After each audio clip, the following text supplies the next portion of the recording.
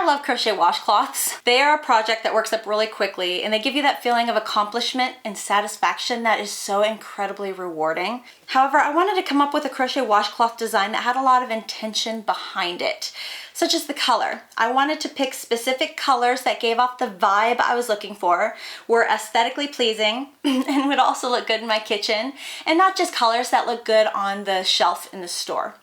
I also wanted to have a lot of intention behind the stitch that I used. I wanted a stitch that was solid with no holes, one that was flowy and drapey with a touch of texture for its utility.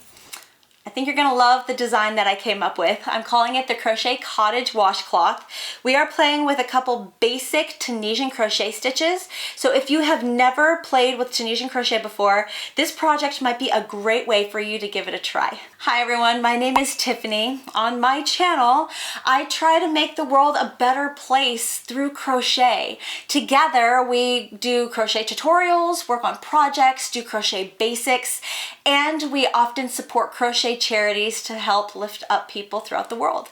So thank you so much for being here. All right, the pattern for this Crochet Cottage washcloth, there's a link for it in the description section below. All you have to do is click on that link and it'll take you right to it.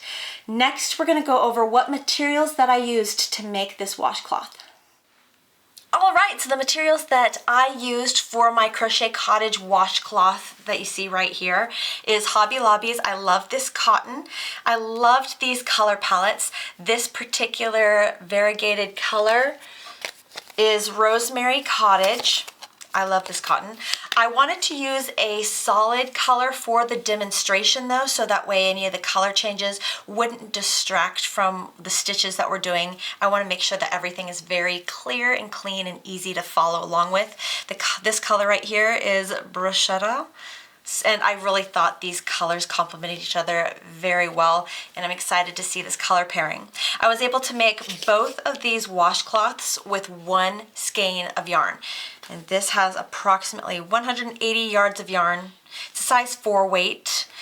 The crochet hook that I'm using is a Tunisian crochet hook, so one of the really long ones. It's a 6mm. Just make sure that whatever crochet hook you're using is long enough to make sure that all the loops across will fit on your hook. That's the most important part. We also have the scissors and yarn needle, tapestry needle to weave in any of our ends. I'm gonna have links to everything you see here in the description section below if you would like to use exactly what I'm using. Otherwise, go ahead and gather your materials and let's get started. We're going to begin by chaining. So starting with a long enough tail for us to weave in that end at the end of the project. Take our Tunisian hook, go ahead and grab that loop, and we're going to chain like a regular crochet hook, total of 35 chains. 1, 2, 3, 4. Now a big tip with Tunisian crochet is you want everything to be loose. You're going to be creating stitches that are naturally going to want to be tighter and more dense, and if you're already starting with a super tight stitch, just imagine that super tight stitch getting tighter and even more dense. So having a loose crochet stitch throughout this project is going to be very important, and it's going to just make things so much easier for you.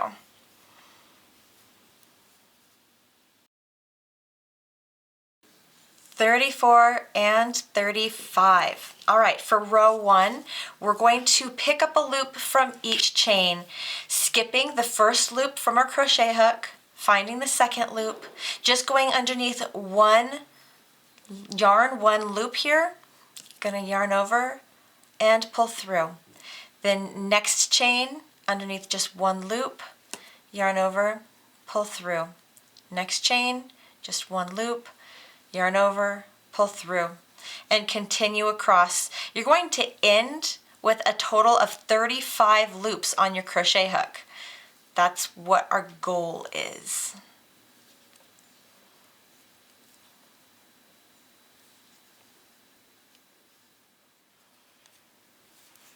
All right, and last chain.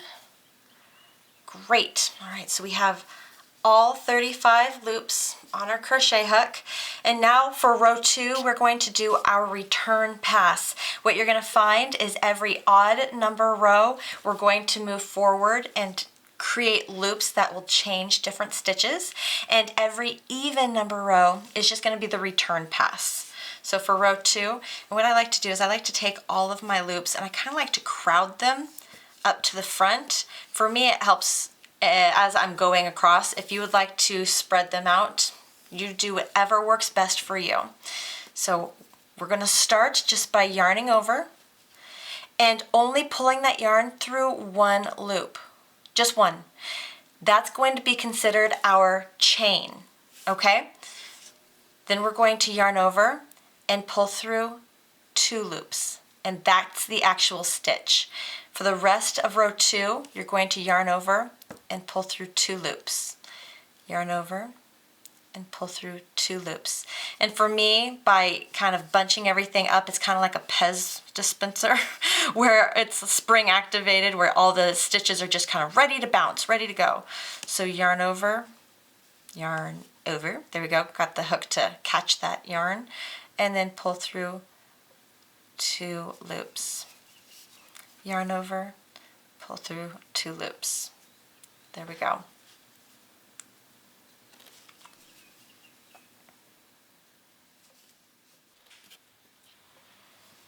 All right, and finishing up row 2. And there we go. Lay this down so we can see what we're working with. Oh, we got all these really beautiful vertical lines that we are going to be utilizing to work into for row 3. All right, with row 3, we are actually going to be making the Tunisian moss stitch pattern. It's so pretty. All right, let's go ahead and begin. We're going to start by inserting our crochet hook underneath this second vertical line from the side. Go under the line, yarn over, and pull the yarn through that stitch. Now that's a Tunisian simple stitch. Next, we're going to do a Tunisian purl stitch. So I'm going to take this yarn and I'm actually going to bring it down. I'm going to have the crochet hook be on top of the yarn. I'm going to insert my crochet hook into the side of that next vertical line, and then I'm going to yarn over from below and pull the yarn through that stitch that way, and that creates a purl. The repeat pattern for row 3 is simple stitch, purl stitch, simple stitch, purl stitch, back and forth, alternating all the way across. So next stitch, that vertical line, the only line we're working in for this pattern.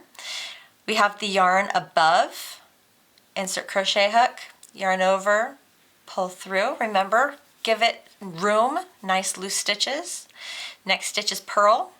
So I'm going to bring the yarn down, insert crochet hook through, and pull that yarn through.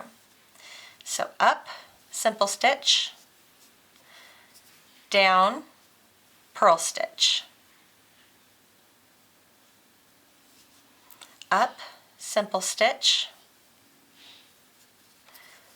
down, purl stitch.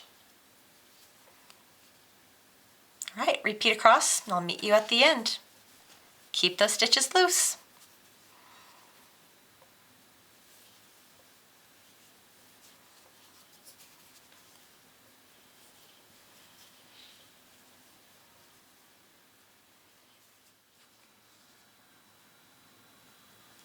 At the very end of row 3, after doing the purl stitch, we're going to end with 2 simple stitches. 1 and simple stitch. At the very end, we're actually going to put it under 2 loops. So we see that last vertical line, but at the very edge, we actually want to look at the side. And if you look at the side, you see a chain. You see an actual chain. We want to put our crochet hook underneath the 2 loops on the side for that chain. Let's go ahead and remove so I can show you again. So this is what it looks like from the front. Just a vertical line, the very end, the very edge of the work. If you turn it, You see the chain, you see that V, going to take our crochet hook and go under both loops, under that V, and then yarn over and pull through. And that is what we do different for the last stitch of this Tunisian pattern. Just want to make sure I point that out very clearly, because it's easy to skip that part. It's easy to just work behind that one vertical line, but it's going to result in a different finish than we want. For row 4, it's just a return pass. So I like to bunch my stitches. Remember, we begin by yarning over and just going under one loop, and that is our chain. And then for the rest of the row, we're going to yarn over and pull through 2 loops. Yarn over, 2 loops. All right, I think you got it. That's it. I will meet you at the end of row 4 to show you what we'll do for row 5.